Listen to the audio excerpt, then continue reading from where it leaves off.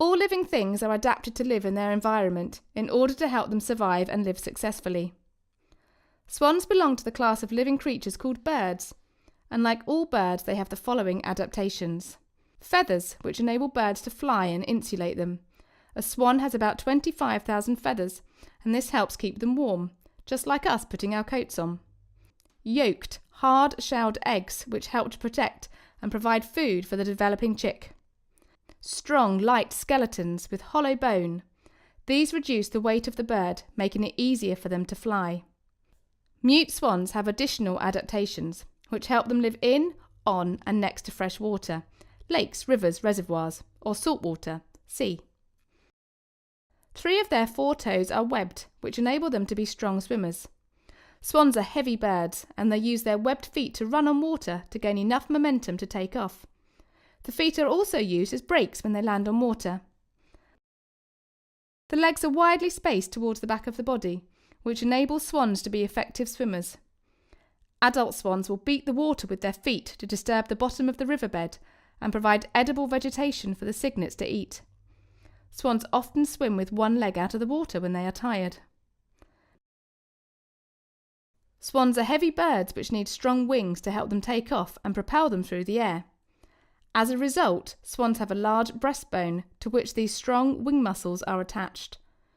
Although clumsy when walking on land, a swan is very graceful when flying, with its neck and legs outstretched. This shows you the insides of a swan, the skeleton of a swan. And there are a few things to notice. Because it's a vertebrate like us, it has the same basic plan of skeleton that we do. And for the wings, which are this bit here, you can see the upper arm here, the middle arm, and if you remember, you've got 2 bones in that too. And then this is a rather reduced set of fingers at the hand. The legs give people a bit of a problem sometimes, because if you just about see it on that, the knee seems to fold backwards and not the direction of ours. But that's actually not true. If you look at the skeleton carefully, you can see this is the upper leg, this bit here, and this is the lower leg, this bit here, and they've got actually an extra section in their leg that we have. This has evolved over time from a set of the smaller bones in the upper part of the foot to make a separate section. So actually the knee does bend in just the same way as ours.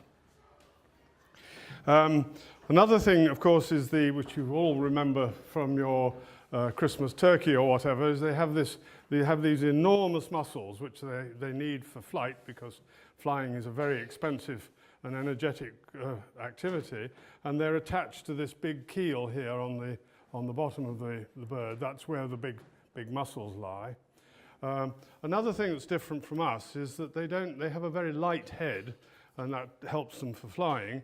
They have no teeth and none of the big jaw muscles that we have that go with those teeth.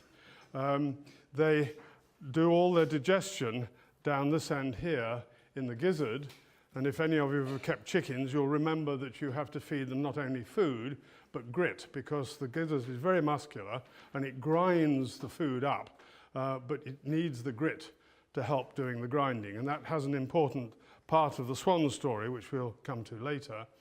There's also very little skull between the 2 eyes. They occupy a big bit of the skull on both sides, and you can see perhaps better from here, they look rather sideways. So they get a good view of what's going on around them, but they have a very bad view of what is binocular vision in front of them, and that's probably one of their problems when they come to flying around where there are wires over the river or pylons or something, or even bridges. They don't always see them very clearly until too late. They may see them just at the last minute, but too late to avoid them. Swans have a preen gland at the base of the tail, which produces a waterproof oil. The swans use their beaks to collect this oil and spread it across their feathers to make them waterproof. Swans have long, flexible necks, which allow them to feed in water up to 1 metre below the surface, and also preen all their feathers.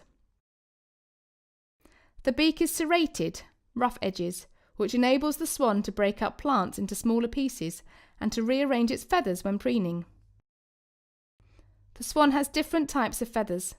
The fluffy down feathers are protected by the oily waterproof flight feathers. Flight feathers usually means only the larger feathers associated with flying. The feathers covering the body surface, as opposed to the down feathers beneath them, are called contour feathers.